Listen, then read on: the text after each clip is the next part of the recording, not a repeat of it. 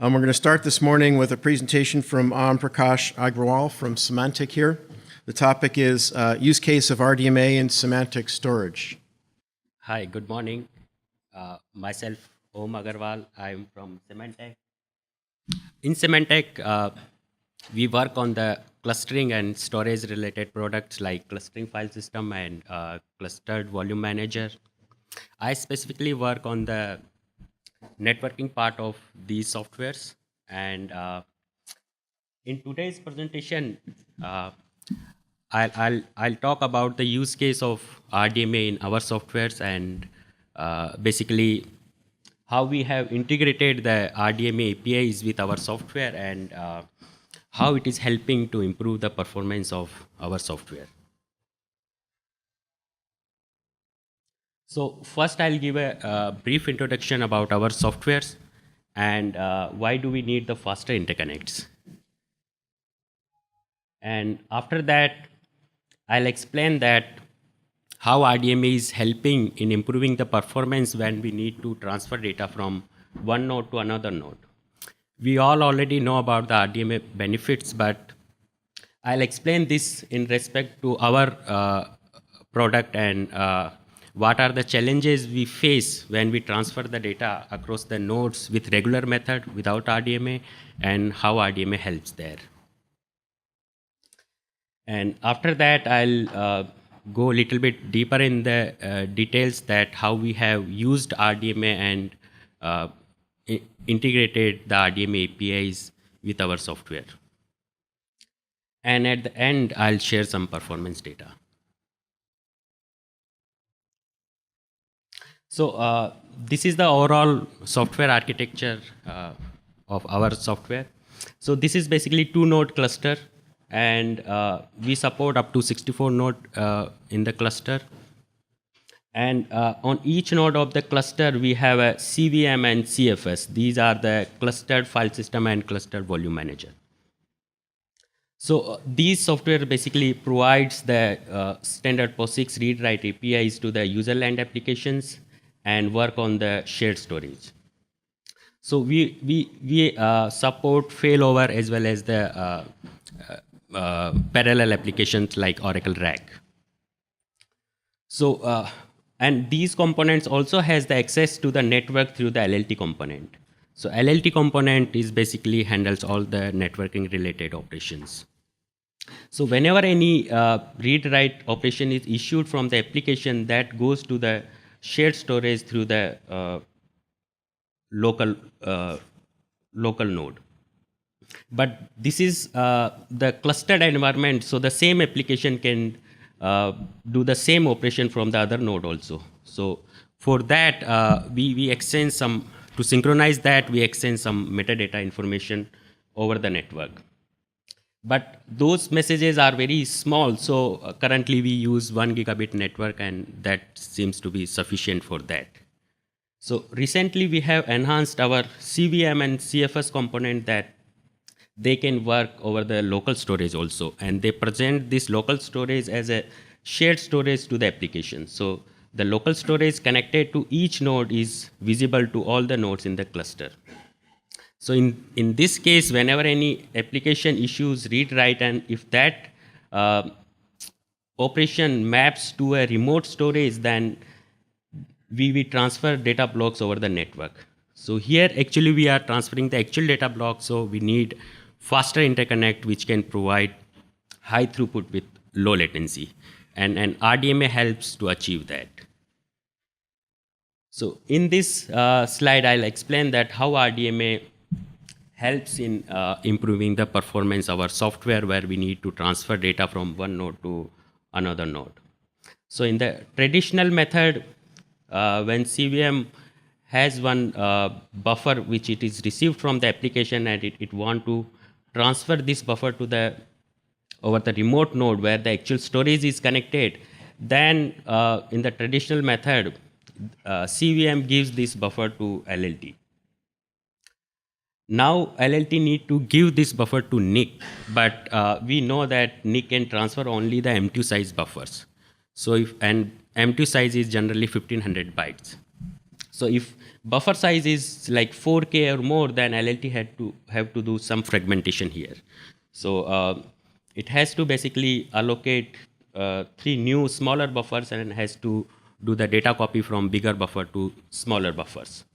Here LLT doesn't use TCP/IP for the data transfer. It directly work over the data link layer. So it has to provide the reliability layer and also has to calculate the checksums here. So after doing all these operations, it gives these data blocks to the NIC, and NIC transfers the data to the destination node, and here it gives the notification to LLT.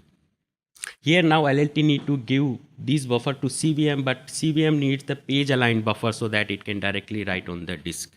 So for that, LLT again allocates a big buffer and copies the data from this smaller buffer to big buffer and gives the pointer to CVM, where CVM directly writes this buffer on the disk.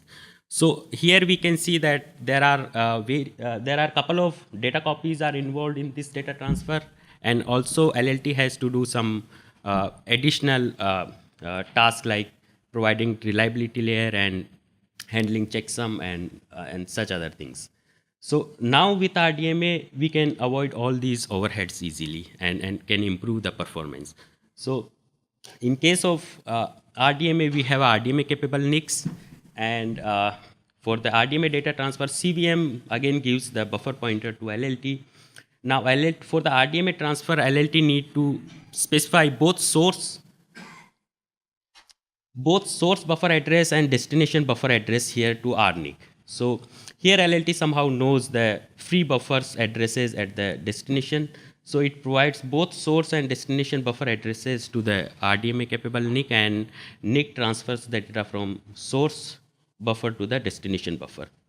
Here we are using the write with immediate operation, RDMA operation. So at the receiver node, we get the notification once the data is available, and LLT forwards that notification to CVM, where CVM directly writes the buffer on the disk.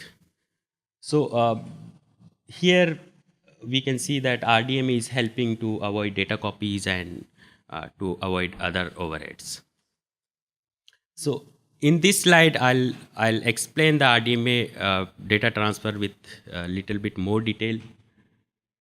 So in the last slide, I mentioned that LLT on the sender node need to know about both the source and destination buffer addresses. So for that, LLT on the receiver node basically allocates fixed number of buffers and gives the metadata information of those buffer to the sender node. So sender node has the information about the free buffers at the receiver node. So once that information is available, it can do the data transfer. So now CVM has some data buffers which is got from the application, and now it want to transfer that to the destination node.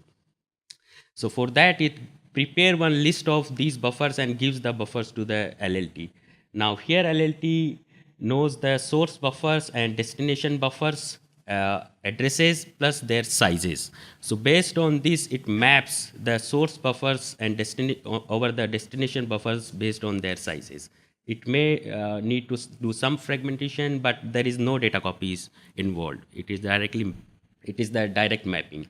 So after this, it create a mapping list and gives this mapping list to RDMA NIC, and RDMA NIC directly transfers the data on the destination node and gives the notification to LLT.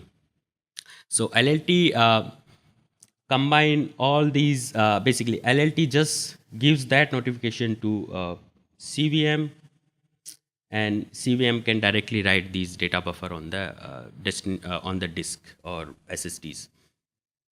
So after various such operations, when LLT finds that there are not enough advertised buffers are available on the receiver node, then it allocates few new buffers and gives the metadata information to the sender node, and this cycle continues. So in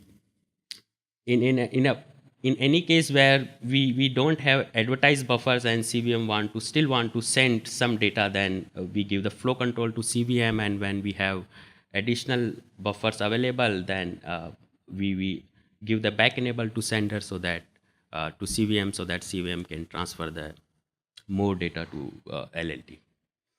So in the yesterday also we talked about the size of the immediate data. So currently it is only 4 bytes. So with 4 byte data, we currently that data we use to identify which node has sent these buffer to us, and to identify which application, whether it is CVM is sending or CFS is sending.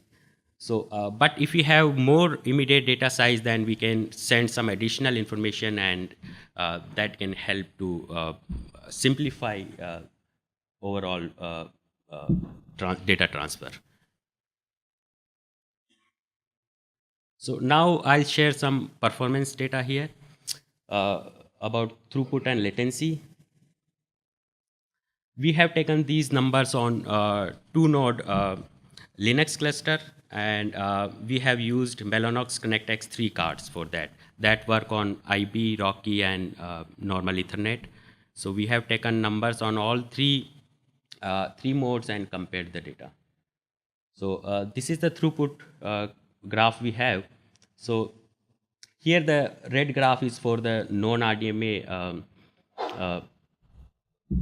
mode. So here the maximum throughput we get is around 16 Gbps.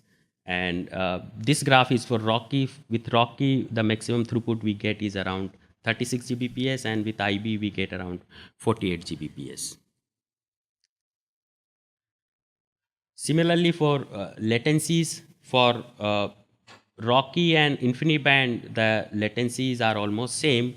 But for non-RDMA Ethernet, as we increase the packet size, the latency increases. So this is how we get the better performance with RDMA, especially for bigger packet size. For smaller packet size, we are still working to improve it further by working on our software latencies and other things. So this is all from my side. If you have any questions, let me know. Yeah, sure. Yeah, regarding the bandwidth of throughput, the Ethernet can reach 40 gig. Yes.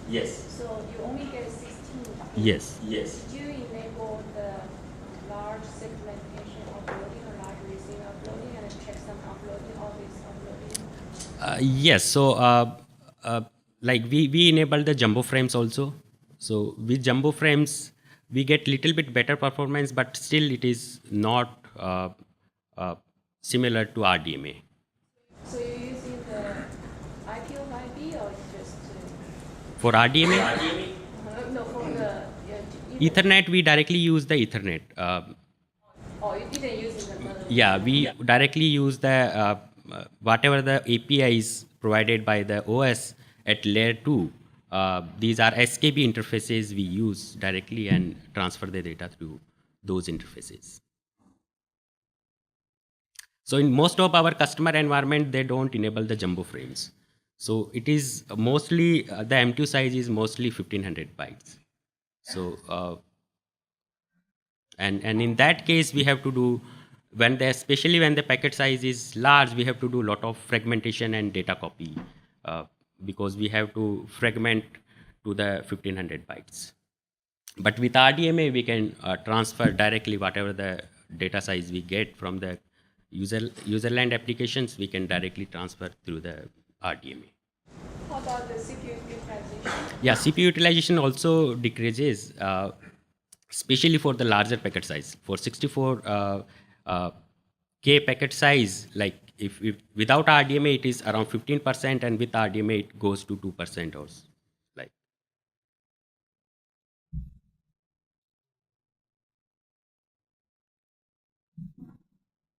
Okay, thank you.